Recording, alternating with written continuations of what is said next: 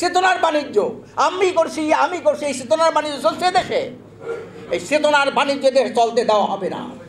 যারা বিপ্লব করেছেন, বিপ্লবের নেতৃত্ব দিয়েছেন জুলাই এবং আগস্টে, আমি তাদেরকে বলতে চাই গোজামিল দিয়ে কোনো পরিবর্তন আসবে না। এর মধ্যে দেখেন চেতনার কি বাণিজ্য চলছে, চেতনার বাণিজ্য। সেদিন শুনলাম কালকে একটা গ্রুপ হয়েছিল আহত পঙ্গু ভাইরা, কিছুই পায় না তারা। গেছে কি জুলাই ফাউন্ডেশনের কি কোথায়, এটা কিছু নাই। তারপরে কিছুই নাই, কিছুই দেয় না, কিছু কিছু দেশে এখন দেয় না, বিদেশে যাইতে হয় তাদের।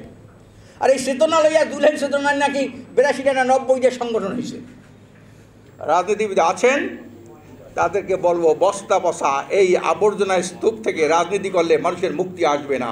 সেমিনার সিম্পোজিয়াম করা যাবে, সমাবেশ সম্মেলন করা যাবে, ঘেরাও করা যাবে।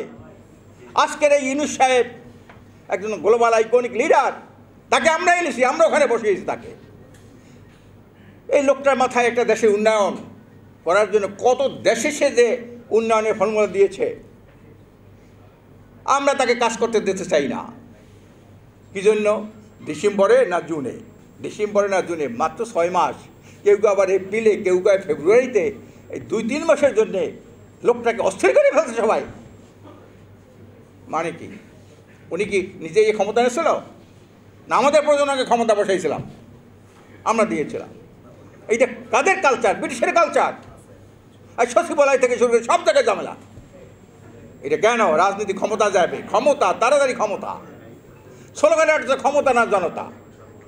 আরে জনতার কথা বলে তো অনেক দলই ক্ষমতা গিয়েছিল, জনগণের গলা টিপে তারা হত্যা করেছে। কাজে স্লোগান সর্বস্ব সংস্কার হলে হবে না। সংস্কার 1 নম্বর হলো আমি এই দেশটা কোন আইনে পরিচালিত হবে, ব্রিটিশের আইনে না এর বাইরে কোনো আইন আছে? এই জন্য আমি পরিষ্কার বলবো, মৌলিক পরিবর্তনের জন্য আরেকটা রেভলিউশন দরকার, একটা বিপ্লব দরকার। গোজামিল দিয়ে বিপ্লব হয় না, লুকোচুরি করে বিপ্লব হয় না। আমরা পরিষ্কার চাই, জাতীয় চরিত্র ধ্বংস হয়ে গেছে, চরিত্র কোথাও নাই। যেমন ক্ষমতাসীনদের নাই, বিরোধী দলের নাই, গণমাধ্যম নাই, হ্যাঁ, বুদ্ধিজীবীদের নাই। আমরা দেখেছি গণমাধ্যম পত্রিকায় খালি ছাগল আর গরু বসা, এর মধ্যে 70% ভোট কাস্ট হয়েছে পত্রিকার বড় হেডিং। মানে কি? ওনা কেন? তা আমাদের তো হাত পাও বাঁধা, আর আমরা জাতির বিরুদ্ধে অবস্থান নেবে না হয়। আমরা মানিক মিয়ার মতো সাংবাদিক হন। তোমার যখন মানিক মিয়া সাংবাদিক রায়গঞ্জ ছিলেন, মুজিবুর রহমানের মতো সাংবাদিক হন। তোমার যখন মানিক মিয়া আওয়ামী লীগের পক্ষে লিখতেন, পাকিস্তানের বিরুদ্ধে লিখতেন, আবার আওয়ামী লীগের সমালোচনা করেছেন। এভাবে সাংবাদিক হন, নীতি নৈতিকতা সম্পন্ন সাংবাদিক হন। হলুদ সাংবাদিক ছেড়ে দেন, সুবিধাবাদী সাংবাদিক ছেড়ে দেন। প্রিয় ভাইরা আমার, এজন্যে মৌলিক পরিবর্তন দরকার, চিন্তা ভাবনার ক্ষেত্রে, শিক্ষার ক্ষেত্রে, রাজনৈতিক দর্শনের ক্ষেত্রে। আরেকটা যে জাতীয় চরিত্র নাই, কোথাও নাই। আপনি একটা আম খাইবেন, খাইতে পারেন না, বলিয়ে দেয় আমটা 2 ঘন্টা ভিজিয়ে রাখেন লবণ দিয়ে পানির মধ্যে, এটা খাওয়া যাবে না, সুন্দর আম খাওয়া যায় না। জাতীয় চরিত্র নাই, মাছ খাওয়া যায় না, কোনো কিছু খাওয়া যায় না, জাতীয় চরিত্র শেষ হয়ে গেছে। এমন কোনো অফিস নেই যেখানে দুর্নীতি নাই, যেখানে ঘুষ নাই। মানে কি? চরিত্র নাই। আজকের বিদ্যালয়, সর্বোচ্চ বিদ্যাপীঠ ভাইস চ্যান্সেলররা কী দুর্নীতি করেছে, কীভাবে টাকা খেয়ে তারা অ্যাপয়েন্টমেন্ট দিয়েছে, বিচারপতিরা কীভাবে করেছে, সর্বক্ষেত্রেই তো তাই। আর সিনহা কী করেছেন, আরও অনেক বিচারপতি ঘটনা জানি, দুঃখজনক, দুঃখে মাথা নিচু হয়ে যায়। এই জন্যে যারা বিপ্লব করেছেন, বিপ্লবের নেতৃত্ব দিয়েছেন জুলাই এবং আগস্টে, আমি তাদেরকে বলতে চাই জাতির যদি কিছু ভালো করতে চান তাহলে মৌলিক পরিবর্তনের দিকে নজর দেন। গোজামিল দিয়ে কোনো পরিবর্তন আসবে না। এর মধ্যে দেখেন চেতনার কি বাণিজ্য চলছে, চেতনার বাণিজ্য। সেদিন শুনলাম কালকের একটা গ্রুপ হয়েছিল আহত পঙ্গু ভাইরা, কিছুই পায় না তারা। গেছে কি জুলাই ফাউন্ডেশনের কি কোথায়, এটা কিছু নাই। তারপরে কিছুই নাই, কিছুই দেয় না, কিছু কিছু দেশে এখন দেয় না, বিদেশে যাইতে হয় তাদের। আর এই চেতনা লইয়া জুলাই চেতনার নাকি 82টা না 90টা সংগঠন হয়েছে। এই জুলাই চেতনার বাণিজ্য আমি করছি, এই চেতনার বাণিজ্য চলছে দেশে। এই চেতনার বাণিজ্য দেশে চলতে দেওয়া হবে না। এই যে জনগণ, দেশপ্রেমিক জনগণ জেগেছে, 70-71 মুক্তিযুদ্ধের চেতনা, মুক্তিযোদ্ধাদের সার্টিফিকেট জাল সার্টিফিকেট, মোজাম্মেল হক মুক্তিযুদ্ধ বিষয়ক তার সার্টিফিকেট জাল। এই মুক্তিযোদ্ধার চেতনা নিয়ে ব্যবসা করেছেন।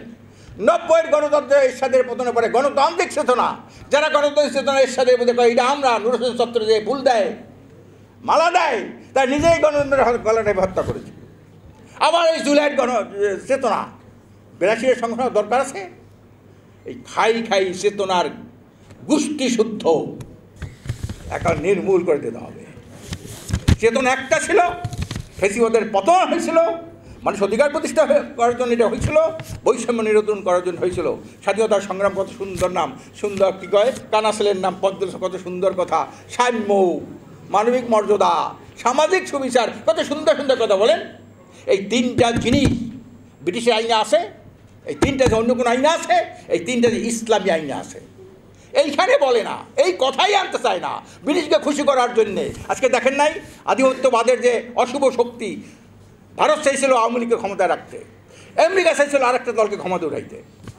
ওই দলের আমেরিকার রাষ্ট্রদূত যার ডাকলো হুমড়ি খাই পড়তো সবাই। তার সাথে দেখা করা মানে কি, পিটার সাথে দেখা করা মানে কি, বিশাল একটা তার তৃপ্তি। পিটার হাত দেখেছে, ওই মিটিংয়ে আমি গিয়েছিলাম। এই গোলামির ধ্যানধারণা পরিবর্তন করতে হবে। হ্যাঁ, এইটা হলো মৌলিক সংস্কার। কাগজে কলমে একবার থাকবে না, দুইবার থাকবে, কেরা কি ভারসাম্য হবে কি হবে না। মৌলিক চরিত্রের সংবিধান করেন, জবাবদিহিকে জোরদার করেন। 4টা ক্ষেত্রে জবাবদিহি করতে হবে। 1 নম্বর জবাবদিহি হলো আল্লাহর কাছে, 2 নম্বর জবাবদিহি হলো নিজের বিবেকের কাছে, 3 নম্বর জবাবদিহি হলো জনগণের কাছে, 4 নম্বর জবাবদিহি হলো ঊর্ধ্বতন কর্তৃপক্ষের কাছে। এই জবাবদিহি শক্তিশালী করেন। এরপরে পিয়ার পদ্ধতিটা সুন্দর করেন। এটার মধ্যে আমরা আওয়াজ তুলি। একটা কথা বলে গেলাম, রিজা কিছু বলেন না কেন, মানুষ পিয়ারের পক্ষে বুঝতে পেরেছে। এই যে অধিকাংশ দল, 2-1টা দল ছাড়া সকল দল পিয়ার চায়, পিয়ার ছাড়া এদেশে কোনো নির্বাচন হবে না। পরিষ্কার। প্রিয় ভাইরা, আমরা আসুন আমরা মৌলিক সংস্কার করি। এই ব্রিটিশের বস্তা ভসা জরাজীর্ণ রাজনৈতিক আবর্জনাকে ঠেলে দিয়ে একটা সুখী সমৃদ্ধ কল্যাণ রাষ্ট্র প্রতিষ্ঠার জন্যে আমরা মৌলিক সংস্কারে আত্মনিয়োগ করি এবং জনমত তৈরি করি।